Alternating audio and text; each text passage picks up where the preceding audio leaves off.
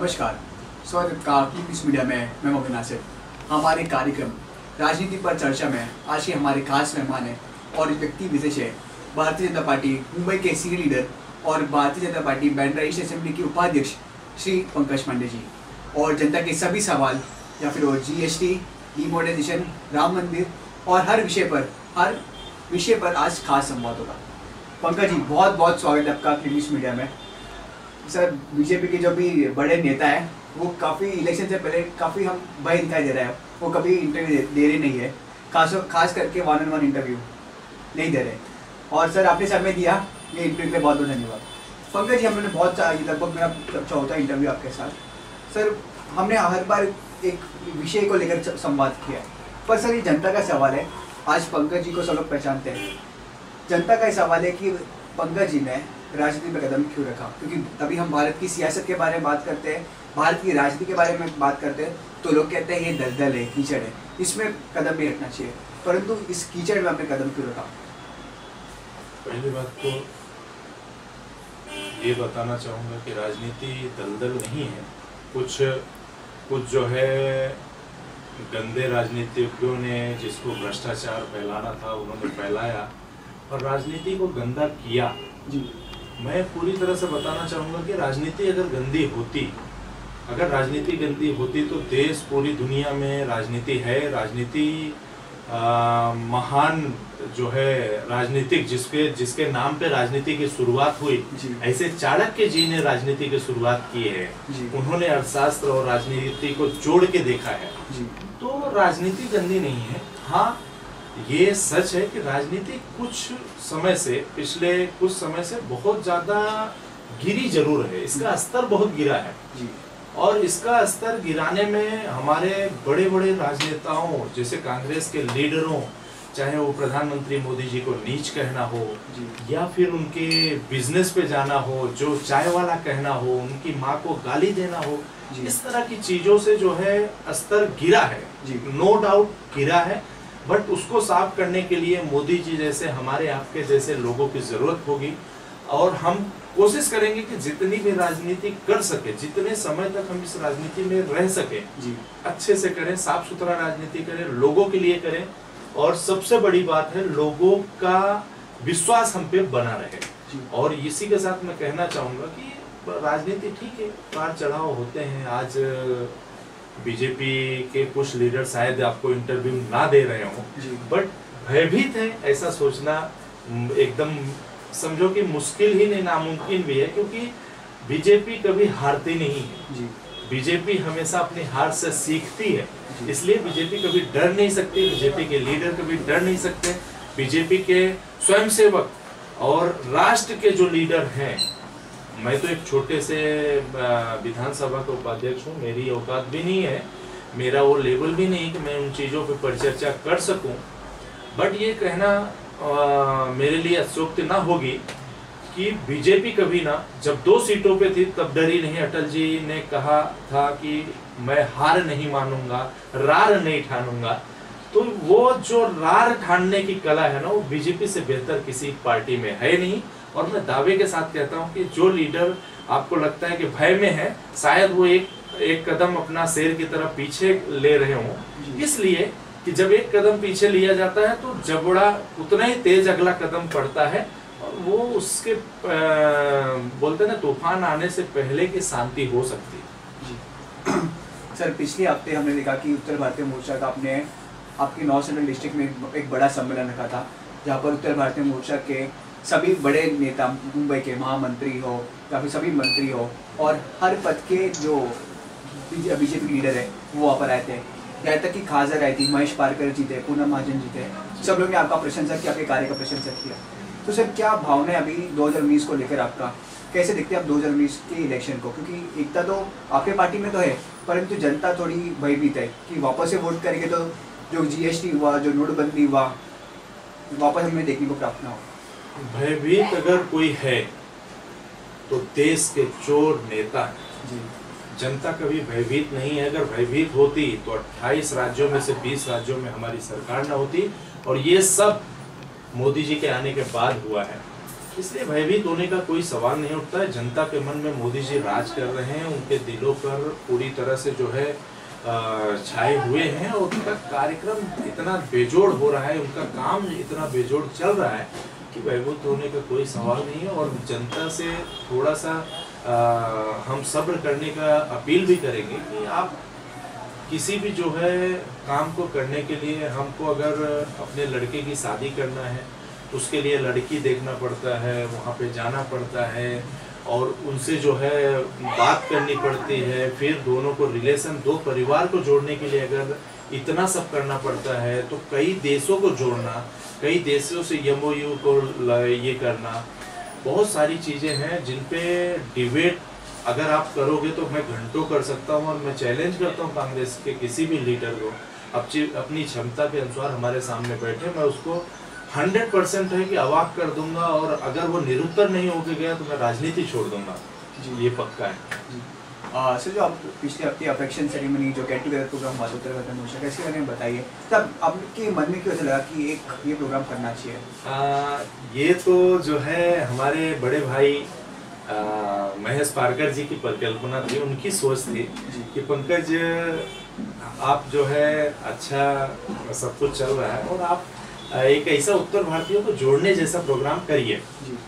तो सबसे बड़ी चीज़ इतनी है कि देखिए, आज इस भाग दौड़ की जिंदगी में हमारे आपके पास समय नहीं अपने घर परिवार को समय देने का, तो एक दूसरे से मिलने का, एक दूसरे से बातें करने का, कुछ समय गुजारने का, और उसके आधार पे पार्टी की हमारी क्या जो है परिपाटी, हमारी सोच क्या है, मोदी जी के काम के आधार पे कैसे लोगों तक पहुंचना, कैसे गली गली कूचे कूचे घर घर तक पहुंचकर उनको ये चीज़ें बताना, अपने विकास कार्यों के बारे में जो है सारी जानकारी देना, ये हमारी सोच थी।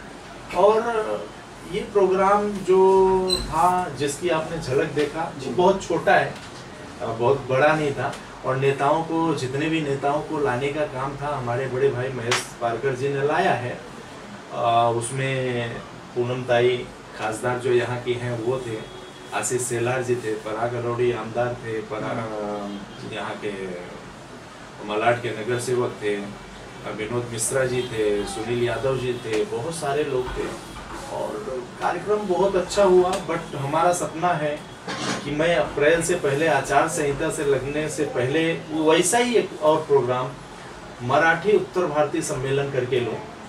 मराठी और उत्तर भारतीय सम्मेलन जो होगा, ज्वाइंट करके दोनों से मेल मिलने का, जो कुछ बातें होती हैं, कभी राज ठाकरे कोई बयान देते हैं, कभी उद्धव जी का बयान आता है, कभी कोई, ये सब दूरियां जो बढ़ी हैं हमारे और उत्तर भारतीय समाज और मराठी समाज के बीच में, उसको पाटने के लिए मैं एक छोटा सा प्रोग्राम लेना चाहता हूँ। अगर सबका सहयोग रहा और हमारे नेता जो हैं, हमारे बड़े भाई महेश पारकर जी, उनका आशीर्वाद रहा तो शायद मैं कर पाऊंगा। बट पूरी तरह से मैं ये बताना चाहता हूँ कि देखिए, आपके सामने मैं खुद सबूत हूँ, अगर उत्तर भारतीयों को कोई सम्मान दे सकता है तो वो एक ही पार्टी है, और वो है भारतीय जनता पार्टी। मैं अपने को ही लेके बोलूँगा कि अगर मैं विधानसभा का उपाध्यक्ष बना हूँ तो मुझे राजनाथ सिंह ने नहीं बनाया है, मुझे कोई उत्तर भारत का नेता नहीं, योगी जी ने नहीं बनाया, मुझे मेरे महेश पारकर ने बनाया है। और वो मेरा भाई होने के साथ साथ ये भी तो सच है कि वो मराठी भी हैं, और अगर वो मराठी हैं और मुझे अपना भाई मानते हैं, आप मंच पे भी सुने होंगे, पूनम ताई के सामने, सबके सामने उन्होंने मुझे छोटा भाई करके पुकारा, मेरे लिए सम्मान की बात है। और मैं अपने ये वक्तव्य को, उनके वक्तव्य को सच करने के लिए किसी भी अंत तक जा सकता हूँ, कुछ भी करने को तैयार हूँ। और मैं क्या, हर कोई, हर उत्तर भारतीय सम्मान क्या प्यासा होता है, उसको सम्मान भारतीय जनता पार्टी दे रही है, इसके लिए वो प्यार भारतीय जनता पार्टी के साथ जुड़ रहा है। जी, एक ही कारण। अच्छा सर, एक समय था कि महाराष्ट्र में, जो महाराष्ट्र की सियासत के बारे में बात करेंगे, तो सर शिवसेना बड़ा भाई था और बीजेपी छोटा भाई था, परंतु आज का सिनेरियो पूरा उल्टा गया है। आज सत्ता में बीजेपी है, फडणवीस जी भारतीय जनता पार्टी के इतने बड़े लीडर महाराष्ट्र में लीड कर रहे हैं, और बीएमसी में भी अपने एक कड़ा चुनौती दिया बीएमसी को, 81-82 सीट है।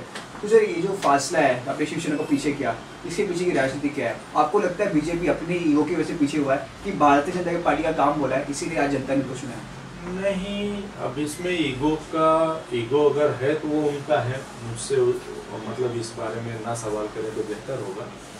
लेकिन हाँ, हमने एक आपके सामने एक लाइन खींची है, एक रेखा खींची है, जिसकी वजह से, बड़ी रेखा की वजह से आप छोटे दिख रहे हो जी।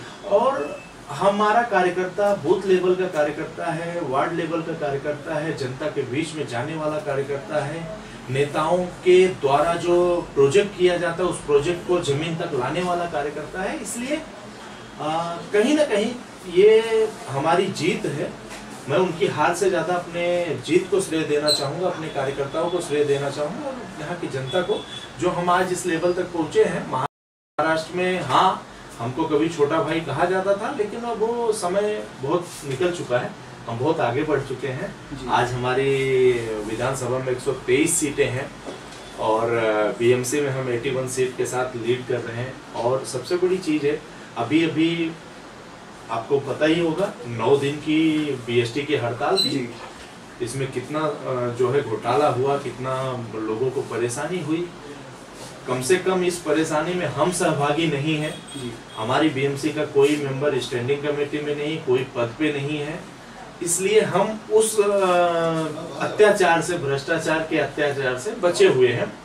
और मैं कहना चाहूंगा कि अभी 10 साल हुआ है हमारे भाई नगर सेवक यहाँ पे थे, उन्होंने जो कार्य किए हैं, जो काम करके दिखाए हैं, वो कार्यों के आधार पे आज जनता बोल रही है कि महेश पारकर जी ही यहाँ के लिए उपयुक्त है और उनको विधानसभा में लेके जाने के लिए, चुनने के लिए पूरी तरह से आतुर है जनता, और जनता ये करके दिखाएगी।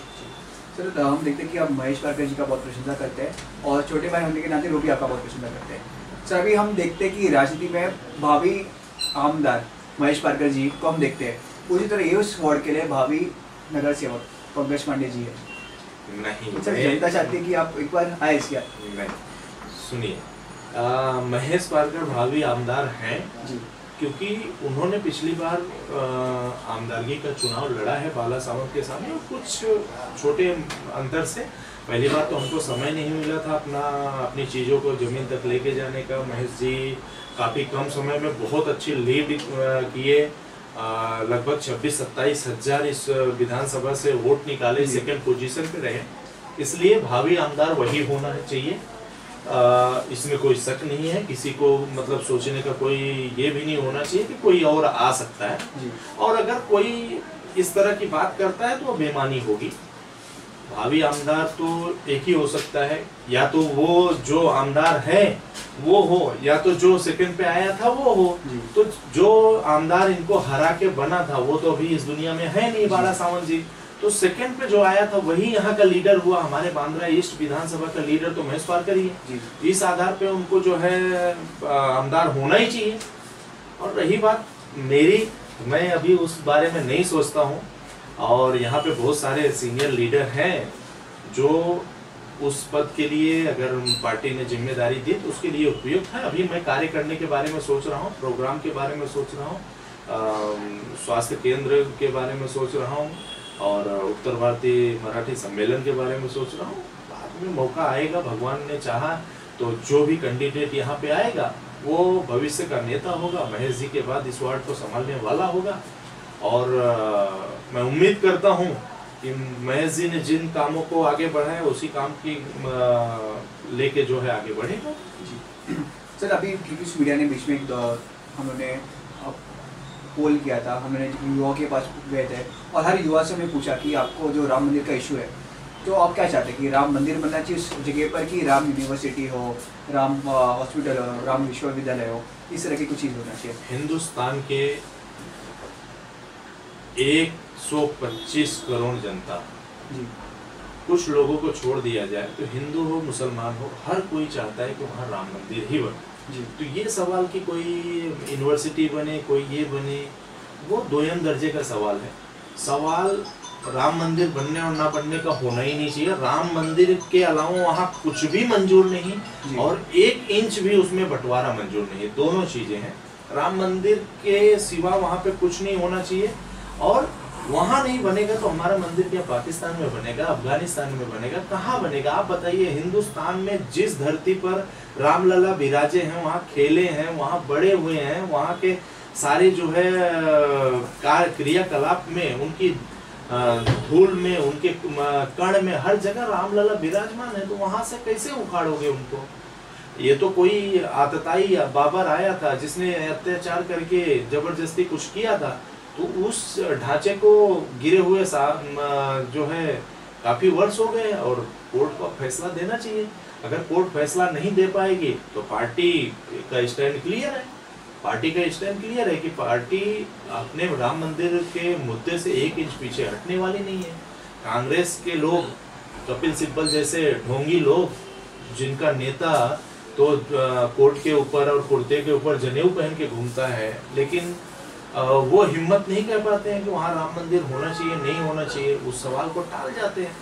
और कपिल सिब्बल इतने, मैं उनका काफ़ी सम्मान करता हूँ कि बहुत पुराने लीडर हैं, लेकिन उन्होंने जो राम मंदिर को लटकाने भटकाने का काम किया है, इस केस को उलझाने का काम किया, वो जनता माफ़ नहीं करेगी।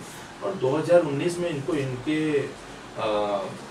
जो कोटा है, जिसको हम कहेंगे 50 के नीचे गया, मुझे लगता है उससे भी बुरी दुर्गत होने वाली है, और ये समय जल्दी ही आने वाला है। जी सर, पर राम मंदिर का जो इशू है सर, अभी तक तो बन जाना चाहिए राम मंदिर, क्यों बीजेपी रुका गया? इससे 4.5 वर्ष पूरे हो चुके हैं, इस बात को आप लोग सीरियसली नहीं ले रहे हो, ये तो विपक्ष का सवाल है। विपक्ष का काम ही है सवाल करना। अगर मोदी जी कोई काम कर रहे हैं तो ये कैसे कर रहे हैं, और नहीं कर रहे हैं तो ये क्यों नहीं कर रहे हैं, सवाल में सवाल नहीं ढूंढना चाहिए। ये तो कोई भी नेता बोलेगा। शरद पवार जी ने बोला, एक्सेप्ट किया कि मोदी कुछ भी हो सकता है लेकिन भ्रष्ट तो नहीं हो सकता। तो ऐसा कुछ नेता हैं, जो पुराने नेता हैं, जो कांग्रेस के भी अच्छे अच्छे लीडर हैं, जो मानते हैं इस बात को कि बीजेपी कभी जो है राम मंदिर के खिलाफ हो ही नहीं सकती है। भारतीय जनता पार्टी के रग रग में जो है राम बसे हैं। भारतीय जनता पार्टी के सारे कार्यकर्ता राम मंदिर के लिए एकजुट हैं, और भारतीय जनता पार्टी के ही द्वारा ये मंदिर का निर्माण होगा, ये इसमें कोई शक नहीं है। जो बीएमसी का बजट है सर, 40,000 करोड़ का बजट है, सब काफ़ी धांधली, काफ़ी करप्शन देखने को प्राप्त होता है। सर शिवसेना के साथ अलायंस में बीजेपी की है, तो सर ये जो फंड है 40,000 करोड़ का, एशिया का सबसे बड़ा बजट का कॉर्पोरेशन है हमारा, तो बराबर इस्तेमाल क्यों नहीं किया जाता है? सही सवाल है। बीएमसी का पहले तो मैं बता दूं कि बीएमसी में हम अभी तक कभी भी सत्ता में नहीं थे। अभी तक का हमारा ये हाईएस्ट स्कोर है, 81 नगर सेवक आए हैं छूट के। इस बार हमको सत्ता में होना चाहिए था, विकास के आधार पे, विकास के मुद्दे को लेके आगे बढ़ना चाहिए था, लेकिन कुछ कारणवश उनके हमारे और उनके नेताओं ने डिसाइड किया कि हम उनके साथ नहीं जाना चाहते हैं, विरोध में अगर हम लड़े हैं तो हम सत्ता का सुख नहीं भोगना चाहते। और भ्रष्टाचार तो बीएमसी में है, ये सब कहते हैं। मैं तो नगर सेवक कभी बना नहीं है तो मैं नहीं बता सकता हूँ, लेकिन भ्रष्टाचार है ये उनके खुद के नगर सेवक भी कहते हैं जी, कि बीएमसी में भ्रष्टाचार है। कोई भी काम करने के लिए जाओ तो उसमें अलग अलग चीज़ें आती है, अलग अलग, ये तो भ्रष्टाचार तो है, और उसको उजागर करना हमारा कर्तव्य भी है, और वो हम करेंगे। बीएमसी चुनाव से पहले एक एक चीज़ें हम लाएंगे जो इनको शकल दिखाने के लायक ना छोड़ें ऐसा, क्योंकि कोई भी हो, कांग्रेस ने अत्याचार किया है, कांग्रेस को हम सामने लाएंगे, राष्ट्रवादी ने किया है, राष्ट्रवादी को सामने लाएंगे, और किसी भी हाल में किसी भी भ्रष्टाचारी को छोड़ा नहीं जाएगा। ये मोदी जी का वादा है, और उस वादे पे हम जो है पूरी तरह से खरे उतरना चाहिए। सर आप बीजेपी की कोर टीम में सीनियर लीडर हो बीजेपी मुंबई के सर, जो 9 सेंट्रल काफ़ी सिर्फ 90-100 दिन बाकी लोकसभा इलेक्शन के लिए, और अनुमान लगाया जा रहा है कि पूनम जी को ये सीट से दूसरी सीट से लड़वाए गए, और आशीष चंद्र जी को ये सीट से लड़ने वाले, क्या बात सच है? कैसी कोई रूमर है? ये सवाल तो मैं आपसे सुन रहा हूँ, मैंने तो अभी तक नहीं, मैं अभी तक ये चर्चा तो सुना भी नहीं हूँ, कहीं पब्लिक भी नहीं ये सोच सकती है, क्योंकि पूनम महाजन 1,81,000 वोटों से जीती हैं। उनकी सीट को खाली करवा के दूसरे को देना ये मुनासिब नहीं है, और मुझे लगता है पूनम ताई ने बहुत अच्छा काम किया है, और महेश जी ने मैं ऑन रिकॉर्ड बता रहा हूँ, आपको नोट कर लीजिए, महेश जी इस विधानसभा में 35 से 40 बार पूनम ताई को ला चुके हैं। छोटे छोटे प्रोग्राम में, छोटे छोटे कामों में, चाहे बाथरूम बनाना हो, चाहे कुछ मतलब कोई भी काम में पूनम ताई ने आज तक ना नहीं बोला। अगर ये एक विधानसभा का हाल है तो बाकी सारी विधानसभा में यही कैलकुलेट कर लो। तो प्रिया दत्त ने जो उनका 10 सालों का करियर था वो 10 साल से कंपेयर करो तो मुझे लगता है 1 महीने पूनम ताई का और 10 साल उनका बराबर होगा। तो ऐसे सांसद को हम खोना नहीं चाहते, या उनकी जगह पे कोई आए तो मुझे नहीं लगता ऐसा पार्टी सोच भी सकती। पंकज जी, आपका आने वाले समय में क्या प्लान है पूछने का, क्योंकि 100 दिन बाकी रह लोकसभा इलेक्शन के लिए, तो क्या क्या कार्य आपके क्षेत्र के लिए और बैंड राइट असेंबली के लिए नौचंद डिस्ट्रिक्ट में करने वाले? क्या क्या कार्य? अभी तो एक जो है हमारा, जो मैंने अभी बताया, उत्तर भारतीय मराठी सम्मेलन करना है, और ये आज ही सुबह मेरे दिमाग में आया, कुछ लोगों से मैंने बात किया।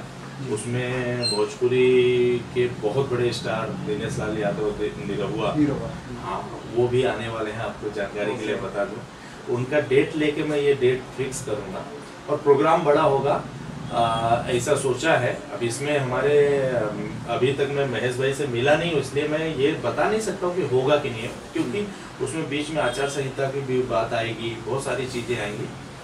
तो ये होगा, और जो है अभी 2-4 छोटे छोटे प्रोग्राम लेना है, स्वास्थ्य कैंप लेना है, ब्लड कैंप लेना है, और गर्ल पावर को, महिलाओं को आगे बढ़ाने के लिए, उनके लिए स्किल इंडिया का प्रोग्राम लगाने का सोच रहा हूँ। कुछ लोगों से, नितिन जी से बात हुई हमारी, और समीर भाई से बात हुई, ICSE के चेयरपर्सन हैं जो है इस जिले के।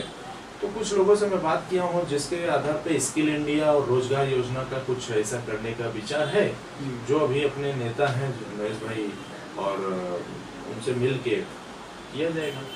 और उत्तर भारतीय मेलावा जो हमने किया, इसने सम्मेलन, उसमें इतनी पब्लिक थी, आप तो आए ही थे, और इतनी पब्लिक थी, अच्छा प्रोग्राम था, उसमें बहुत लोगों का सहयोग था। हमारे मंडल अध्यक्ष गुलाब दुबे जी, बहुत स्नेह दिया उन्होंने हमको, और मतलब इस प्रोग्राम को करने में, इस कार्यक्रम को यथावत करने में बहुत अच्छा सहयोग दिया। शैलेंद्र उपाध्याय जी, अजय शर्मा जी, विनोद पांडे जी, उमेश मिश्रा जी, नरेंद्र चौबे जी, बहुत लोगों का योगदान रहा। ये अकेला मेरा कार्यक्रम नहीं था, और अकेला किसी का कार्यक्रम हो भी नहीं सकता। इतनी लोगों को एक मंच पर लाना, एक जगह पे लाना, ये अकेले के बस की बात नहीं है। हम एक, जैसे 5 उंगलियां जोड़ के एक मुट्ठ बनती है, तो वैसे ही हम कई समुदाय के लोगों को जोड़ के एक उत्तर भारतीय बनाना चाहते हैं। वो जात में न रहें, चाहे गुप्ता हो, चाहे पांडे हो, चाहे जो कोई भी कास्ट के हो, बट वो उत्तर भारतीय हो। उनको कहने के लिए गर्व होना चाहिए कि वो उत्तर भारतीय है। बस यही मेरा ध्येय है, यही मेरी सोच है, और इसके अलावा जो है कोई सोचना नहीं है, कोई बड़ा ज़्यादा ऐसा सोचने लायक नहीं है कि पंकज भाई ने ये प्रोग्राम किया, ऐसा नहीं है। सब मिल के कार्यक्रम कर रहे हैं, और भारतीय जनता पार्टी एक कार्यकर्ताओं की पार्टी है, नेताओं की पार्टी नहीं कहा जाता है। यहाँ पे कोई 10 जनपद से चीजें नहीं होती, यहाँ कार्यकर्ता सेलेक्ट करते हैं, कार्यकर्ता चुनते हैं, और कार्यकर्ता ही नेता चुनते हैं। पंकज जी, बहुत बहुत धन्यवाद कि कितनी समय दिया, काफ़ी बिजी शेड्यूल था सर आपका, और सर अपने हर सवाल का बेवक्त तरीके से जवाब दिया, बहुत बहुत धन्यवाद आपका। और सर आखिर में बोल दूँ, भावी नगर सेवक हो सकते हैं? नहीं, ऐसा मैंने कहीं मतलब सोचना भी नहीं है। अभी आप ये दिमाग में मत डालो, क्योंकि सोचने लगूंगा तो मैं काम नहीं कर पाऊंगा।